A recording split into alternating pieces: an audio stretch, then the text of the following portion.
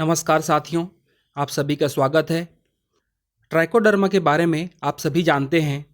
यह एक कवक है और यह बहुत सारे फसल और बीमारियों में काम करती है। इसको हम अपने घर में मल्टीप्लाई कर सकते हैं और यह जहरीले केमिकल की तुलना में बहुत ही सस्ता होता है। लेकिन एक सवाल आता है कि क्या हम इसे केमिकल जैसे कि फर्टिलाइज़र, इंसेक्टिसाइड या फंजीसाइड के साथ उपयोग कर सकते हैं या नहीं। तो चलिए वीडियो को शुरू करते हैं।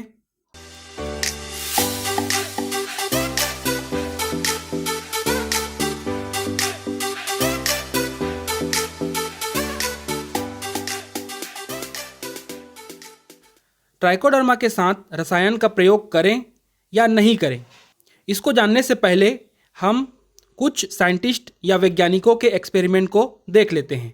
पहला रिसर्च है श्रीलंका से और उन्होंने ट्राइकोडर्मा के साथ 6 कीटनाशी को उपयोग करके देखा और वह 6 इंसेक्टिसाइड थे: इमिडाक्लोप्रिड, एसीफेट, एसिटामिप्रिड, थियामेथोक्सैम, प्रोफेनफॉस और क्लोरेंट्रेनिलीप्रोल।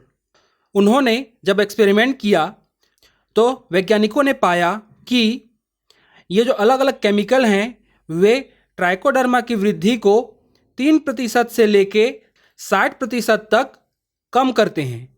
मतलब कि अगर हम इन केमिकल का उपयोग करते हैं तो ट्राइकोडर्मा की वृद्धि कम होती है और 3% से लेके 60% तक वृद्धि कम होती है।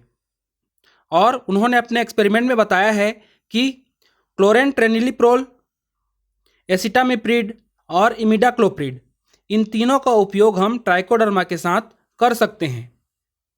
थियामेथोक्सैम और एसीफेट, इन दोनों का उपयोग हमें कम डोज में करना है। अगर रिकमेंडेड डोज है 0.2%, तो हमें 0.2% उपयोग नहीं करना है, इससे कम का करना है। अगर हम 0.2 या इससे ज़्यादा का करेंगे तो ट्राइकोडर्मा का वृद्धि बहुत ही ज़्यादा कम हो जाएगा।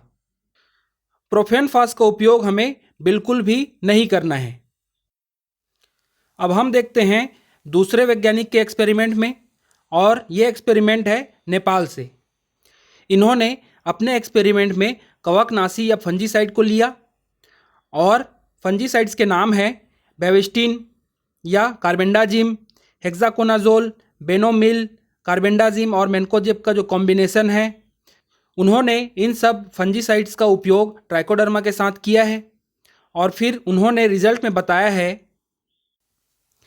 कार्बेंडाजिम, हेक्साकोनाजोल, बेनोमिल या बेनलेट और साफ, जिसमें कार्बेंडाजिम और मेन्कोजेब दोनों उपस्थित होते हैं, इनका उपयोग हमें ट्राइकोडर्मा के साथ नहीं करना है। मेटालेक्सिल और मेन्कोजेब, इन दोनों का एक कॉम्बिनेशन आता है, ये और क्लोरोथेलोनिल, इन दोनों का उपयोग हमें कम डोज में करना है। मेन्कोजेब साइमोक्सेनिल का कॉम्बिनेशन, ट्राइसाइक्लाजोल, मेन्कोजेब और फेनामिडोन का कॉम्बिनेशन, प्रोपिनेब, मेन्कोजेब, डाइमेथोमॉर्फ और कॉपर ऑक्सीक्लोराइड, इन सब का उपयोग हम ट्राइकोडर्मा के साथ कर सकते हैं।